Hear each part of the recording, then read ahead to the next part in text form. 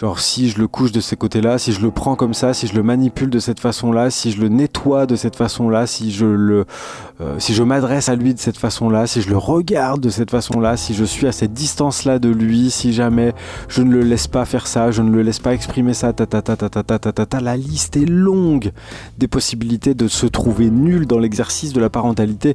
La liste est infinie. Salut à toi et bienvenue dans ce podcast où je te partage en toute transparence mon expérience de papa Schrödinger. En effet, je vais très bientôt devenir papa pour la première fois de ma vie, ce qui fait que je ne suis pas papa, mais quand même un peu, mais pas encore tout à fait. Bref, je suis dans un moment charnière, à la fois bouillonnant, passionnant et déstabilisant. Dans cet épisode, j'ai envie d'aborder le sujet de la culpabilité. Quand on attend un premier enfant, la culpabilité est vraiment très accessible, notamment dans cette période moderne où on a vraiment beaucoup de sollicitations d'informations possibles. Et donc il y a tout un tas de méthodes, de façons de faire qui se contredisent les unes les autres. Pour bien faire, pour être de bons parents, il faut respecter une chose et son contraire sur pratiquement tous les sujets, sur l'éducation. Est-ce que ça doit être permissif? Est-ce que ça doit être positif? Est-ce que ça doit être structurant? Est-ce que ça doit être punitif? Est-ce que ça doit être encourageant? Est-ce qu'on doit être vraiment présent? Est-ce qu'on doit les englober? Est-ce qu'on doit les laisser découvrir le monde? Tout ça en même temps, mon capitaine. Et donc il y a vraiment une chance sur une de tomber sur de la culpabilité un peu de partout. Donc ça demande d'être solide d'une certaine façon. Ça veut pas dire que on n'a pas le droit de ressentir de la culpabilité, mais la culpabilité, j'ai remarqué ça, c'est quand même un moment où en fait notre pouvoir personnel se tait ou s'annule lui-même, puisqu'on est en train d'utiliser notre énergie pour ressentir qu'on ne devrait pas être celui qu'on est. Culpabiliser, c'est intérioriser quelque chose qui confère à l'immobilité, et donc du coup ça ne fait pas circuler l'énergie de vie à l'intérieur de nous. Culpabiliser, c'est quelque part faire un abcès avec l'énergie de la vie qui circule en nous, j'ai l'impression. En tout cas, ça nous empêche d'accéder à notre pouvoir d'action, d'expérience, de positionnement, qui n'est pas toujours parfait, mais qui l'est toujours assez contradictoirement, puisque il y a qu'en agissant et en vivant et en ayant l'expérience des choses que l'on peut ensuite savoir la prochaine fois, si jamais ça peut avoir lieu, qu'est-ce qu'on ferait. Donc dans cette attente d'un premier enfant, il y a des livres, des podcasts, des spécialistes dans le monde médical, psychologique, psychiatrique. On a des sociologues, des ethnologues, des psychologues, des pédagogues, etc., etc. Tout un tas de personnes qui amèneront plus ou moins à de l'inhibition de l'action ou pas. Et c'est là où je veux en venir, la culpabilité n'est pas très bonne conseillère. Ça met juste en avant une partie de nous qu'on aimerait plus mature. J'aimerais déjà être le père d'un enfant heureux, majeur, qui sait ce qu'il veut faire dans la vie et qui ne m'en veut pas. C'est pas comme ça que ça se passe, c'est tout. L'expérience de la vie, c'est justement de ne pas savoir ce qui va se passer avant de l'avoir vécu. Et c'est ça une expérience, c'est quelque chose qu'on ne peut pas vraiment prédire. On peut essayer de préparer une expérience, ça c'est quelque chose, mais essayer de la prédire et d'exorciser les effets qu'elle pourrait avoir dans toutes les occurrences qu'elle pourrait prendre, c'est-à-dire si ça se passe comme ça, je fais ça, si ça se passe comme ça, je fais ça, si ça se passe comme ça, je fais ça, etc., etc., et d'essayer d'avoir couvert tous les possibles. C'est rarement faisable ça. Et surtout, si on voit la parentalité de cette façon, on n'est pas sorti de l'auberge. J'ai l'impression qu'on va courir d'une prescription à l'autre, qu'on va courir d'un conseil à l'autre, et on va se contredire soi-même en perdant son centre à tous les coups, puisqu'on va être en train d'essayer de s'habiller avec les vêtements d'un parent parfait. Comment agirait un parent parfait? Alors à ce moment-là, j'ai la méthode machin qui me dit de faire ça, donc j'essaye. Puis après, il y a la méthode truc qui me dit de faire autre chose, donc j'essaye. Et qu'est-ce que je propose à mon enfant? De l'incohérence, puisque je ne suis pas moi-même. Je suis en train d'essayer de me faire passer pour un parent parfait qui a déjà tout vu, tout vécu et qui sait déjà tout faire et qui est paré à toutes les éventualités. Donc je suis soi-disant des personnes qui ont une plus grande expérience que moi, c'est vrai, mais leur expérience, elle a leur. Et ça pourra jamais être démenti. Ils ont vécu des choses et ça leur appartient. De la même façon que ce que j'exprime, c'est pas forcément la seule façon de voir les choses, c'est sûr d'ailleurs, et c'est pas forcément la façon dont toi il faut que tu vois les choses. Par contre, peut-être le fait de croiser la façon dont je vois les choses va stimuler chez toi une zone créative, une zone d'interrogation, une zone d'ouverture, une zone de rebond aussi, et qui vont t'amener à toi-même découvrir des choses de toi, parce que tu auras rebondi, parce que tu auras accepté de suivre ce rebond qui se fait à l'intérieur de toi quand je te parle. Mais c'est à toi ça. Moi je peux pas savoir où ça va rebondir chez toi, j'en sais rien du tout. En tout cas, la dernière chose que je voudrais te faire ressentir dans tout ce que je fais, y compris les accompagnements, mais également les interviews, les télé et la question, et ce podcast, et tout ce qui viendra, j'en suis sûr, en fait, de ça. Si jamais on utilise ce que je fais pour faire de la culpabilité, on a le droit. Mais franchement, c'est pas fait pour ça. Et si jamais tu l'utilises pour faire ça, bah, c'est dommage. J'espère que cet écueil est facilement évitable. J'essaye de faire un contenu qui, au-delà de son côté feu d'artifice un petit peu débridé, avec plein de façons de trouver des chemins de traverse alors que j'ai rien prévu et que je me laisse embarquer par mes élans, j'espère que cette façon de faire est pas trop déroutante, mais le cœur de ce que j'envoie, c'est pas une volonté de te faire culpabiliser. C'est pas une volonté de te faire te sentir pas assez quoi que ce soit, ou trop quoi que ce soit. T'es exactement qui tu dois être à ce moment précis. Et c'est super comme ça.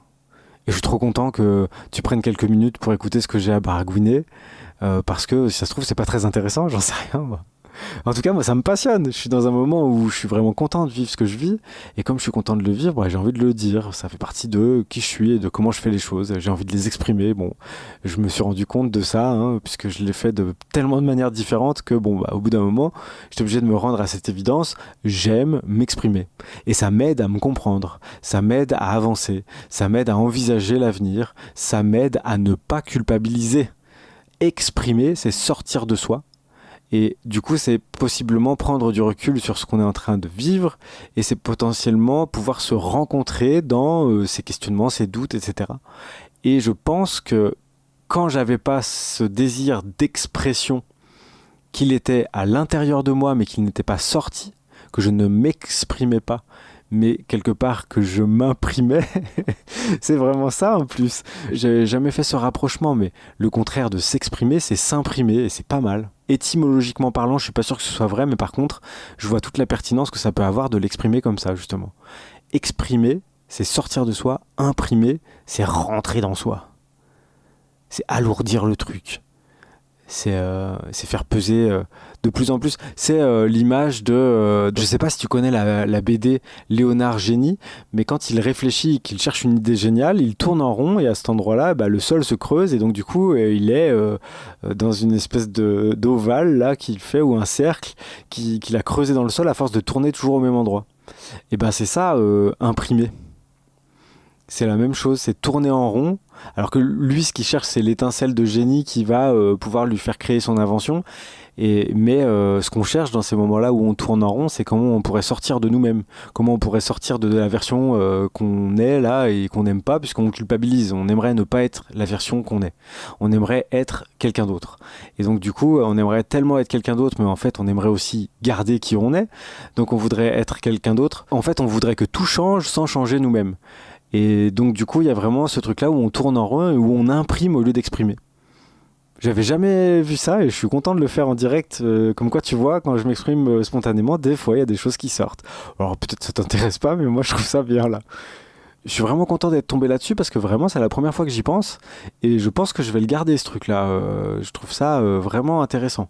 Donc voilà, je voulais aborder ce sujet de la culpabilité parce qu'en fait, on est cerné par des possibilités de culpabilité. Genre si je le couche de ces côtés-là, si je le prends comme ça, si je le manipule de cette façon-là, si je le nettoie de cette façon-là, si je m'adresse à lui de cette façon-là, si je le regarde de cette façon-là, si je suis à cette distance-là de lui, si jamais je ne le laisse pas faire ça, je ne le laisse pas exprimer ça, la liste est longue des possibilités de se trouver nul dans l'exercice de la parentalité. La liste est infinie. On peut se sentir nul tout le temps.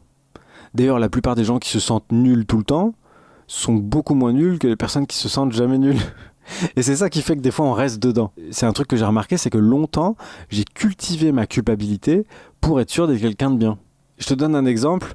En fait, c'est vraiment une façon qu'on a potentiellement de s'auto-valider. C'est que si je suis quelqu'un qui culpabilise de pas être mieux, c'est que je suis pas prétentieux. C'est comme ça que je le vivais, moi. Alors qu'en fait, si je culpabilise de pas être quelqu'un d'autre, c'est que j'ai la prétention d'être quelqu'un d'autre que qui je suis. C'est comme ça que je le vois maintenant. J'ai beaucoup de tendresse pour celui qui pensait autre chose, hein. Mais aujourd'hui, c'est clair pour moi, ça. Et ça veut pas dire que c'est plus vrai que la version précédente, ça veut dire que c'est plus vrai maintenant pour moi. Avant, cette version-là, elle n'était pas accessible. J'étais perdu dans un mécanisme où si la culpabilité n'était pas en train d'être mon intime compagne, eh bien, c'est que j'étais en train de me perdre. J'étais une personne qui ressent de la culpabilité tout le temps.